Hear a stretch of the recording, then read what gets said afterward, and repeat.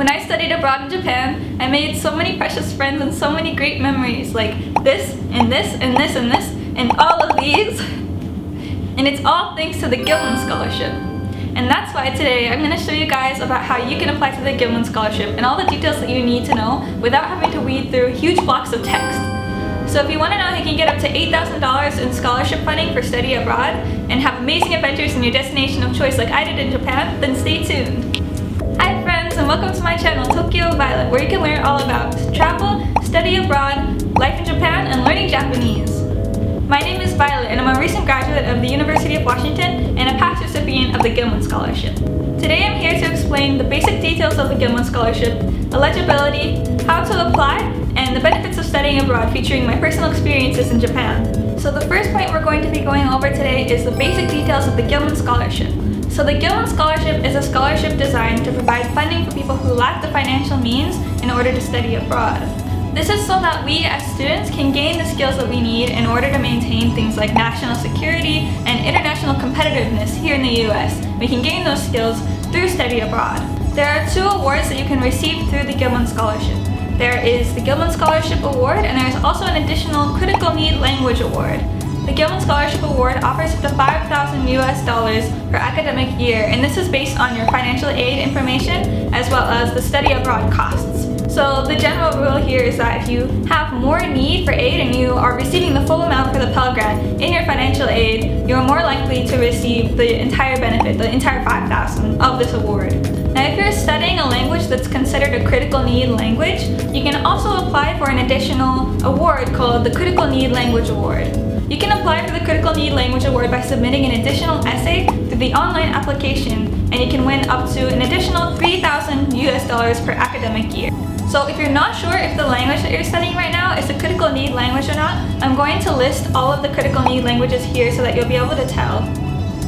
So this means that if you were to apply to the original Gilman Scholarship Award as well as the additional Critical Need Language Award, you can win up to $8,000 in scholarship funding for your study abroad program. However, the Gilman Scholarship along with the Critical Need Language Award are very competitive, so not everyone can win them. I happen to be able to win both the Gilman Scholarship and the Critical Need Language Award, so if you're looking for tips on how to make your application stronger, stay tuned for more information about that.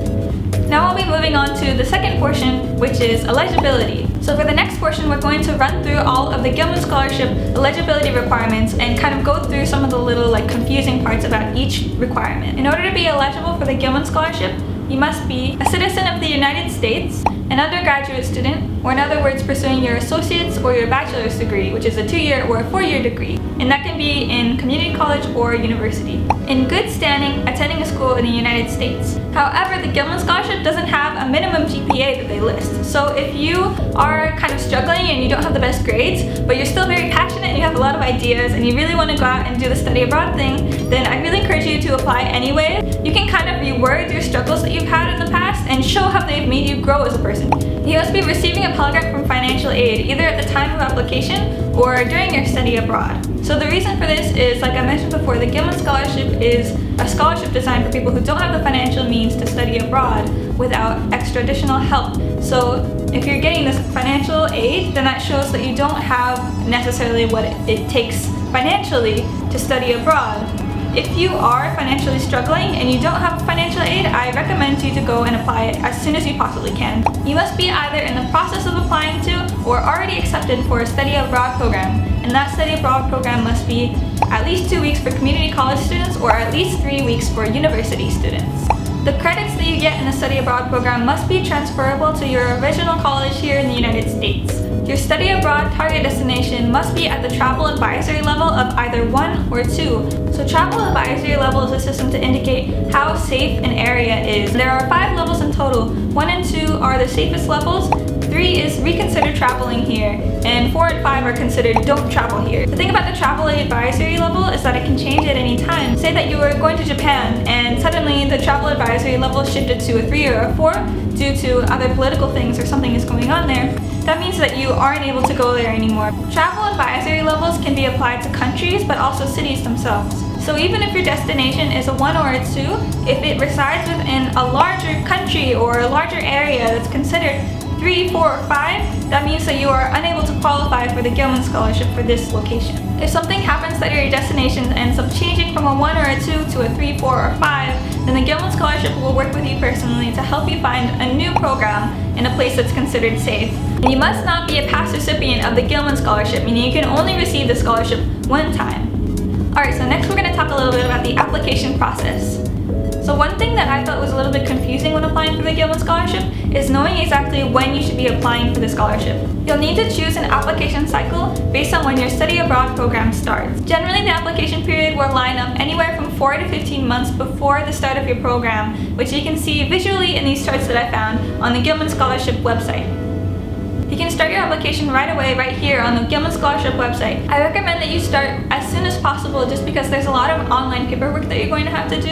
In addition to the online paperwork, you're also going to have to provide 2 essays for the Gilman Scholarship. Those 2 essays include the Statement of Purpose essay, which is kind of explaining your purpose, I guess the reasoning for why you're doing the study abroad program. And second is the Community Impact essay, which is a really interesting part of the Gilman Scholarship. In this essay, you're going to be creating a plan for how you're going to give back to the community when you're done with the Gilman Scholarship. It can be anything at all. You could do things like making a video like what I'm doing right now. You can also do something like giving a speech at your previous school, finding a way to help other people basically who are interested in the Gilman Scholarship that's going to also help promote the Gilman Scholarship. Both of these essays have a 6,000 character limit. And if you're studying a critical need language, you can also apply for the Additional Critical Need Language Award, in which you'll need to submit an additional essay of up to 2,000 characters. If you guys are interested in hearing more about making a good follow-on service project or essay writing tips, then let me know in the comments and I can provide that for you guys in another video. So for the next portion of the video, we're going to talk a little bit about the benefits of studying abroad, featuring my personal experiences while studying abroad in Japan. So the first point I want to make is living versus visiting a new country. So for me, I had actually visited Japan many times before going on my study abroad, and I realized really that visiting a place for a few weeks, even if you're visiting for up to 3 weeks, it can be very different from living there for a long time. Like when I lived in Japan for a year, going to school and working part-time, it was a very different experience. And honestly for me, when I was studying abroad in Tokyo, it was a really small, like everyday life kind of things that just really made the experience special for me. Just simple things like riding the trains in Tokyo that are just so smooth and they're always on time, and they make these really cute little chimey noises when you go on them and every time they stop. And the cute ads in the trains that feature really popular video game characters from Japanese video games. And yes, you guys, the rumors are true. Honestly, in Japan, literally everything is cute. Like even things that are very mundane, like things that are just used in everyday life. It's like traffic cones, garbage trucks, things like trains and pass cards, everything is adorable. Of course, there's bigger things as well that I gained from studying abroad, not just the small things, but also things like being able to experience a different style of education, being able to experience a different working style while working part-time at Starbucks in Tokyo. So I really encourage you to immerse yourself as much as possible in your target country on your study abroad by choosing things like your school courses or extracurriculars or part-time jobs based on how much exposure it's going to give you to that new culture and how much you're going to be able to learn and like have new experiences because of that. Another really big benefit of studying abroad is, of course, language immersion. It's just so much easier to learn a language when you're in the country of your target language because that language is going to be surrounding you constantly in so many different formats. When I was in Japan, I was constantly learning through little things like text on packaging and on billboards and just walking around and hearing people around me speaking in Japanese constantly. Along with the fact that when you live in the country, you have the opportunity to use your language in so many different types of situations. And all the potential chances to use your language in a variety of different contexts gives you the opportunity to learn a lot. So when I was in Japan, I took a lot of Japanese college level classes aimed towards Japanese students for really difficult subjects like cognitive linguistics and cognitive science, and it was really difficult to follow along sometimes. But actually, I was able to learn a lot of new difficult words because the lectures were very engaging and interesting. And because of the context, it was very easy to understand what that word meant because it was being used constantly in different ways that made sense based on the words surrounding it that I could understand. And I really recommend this way of learning language just because the fact that it's engaging really helps those words stick. So it really helps you absorb that information much better than, say, if you were trying to read from a textbook. You could study and spend so much time trying to learn all these new nice words and then not remember any of them just because there was no context to go along with that and nothing to get you kind of emotionally involved to be able to have that information stick to you. So this is a really key and important thing when learning language, that you need to really find a lot of different ways and a lot of engaging ways to help that information stick to you. And that's why study abroad is really the best way to learn language. The next benefit of study abroad that I want to talk about is growth opportunity. So as I'm sure you guys know, suddenly deciding to pack up your bags and move to another country for a long extended period of time can come with a lot of challenges. And these things can really help you grow as a person.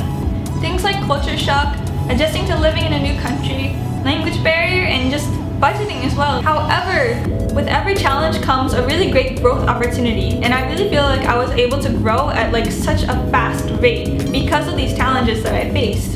So for me, when studying abroad in Tokyo for a year, it was actually the first time I'd ever lived away from my mom, and me becoming very independent and working part-time while also going to college and living in a dorm room really came with a lot of challenges for me, but it was also just a very great opportunity to grow and realize things about myself that I needed to improve on and things that I needed to change about myself in order to be successfully independent. And even though I had studied Japanese for about 4 years before going on the study abroad program, I did feel a lot of tiredness and a lot of my energy was drained just because of the fact that I couldn't understand or absorb information quite as quickly as I could have if it was in English. So using Japanese literally every day, and I didn't really use English when I was in Japan for the entire year, and that, I think it really did tax me a lot, but it also really gave me a lot of growth, and I was able to improve in so many more ways than I would have been if I was just staying here studying Japanese. So even though there was a lot of challenges,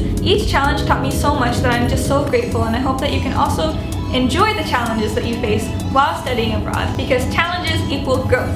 Anyways, this is my first video, so if you have any questions or you have any requests for things that you want to know about Japan, learning Japanese, studying abroad, or travel, or anything like that, please let me know in the comments. I would love to be able to just make content that actually is helping people, so I really want to know. So if you're eligible for the Gilman Scholarship, start applying right away before you forget. I'm going to link it right here again, so please look into that.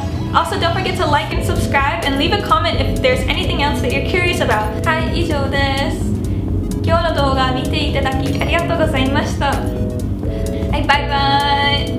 バイバイ。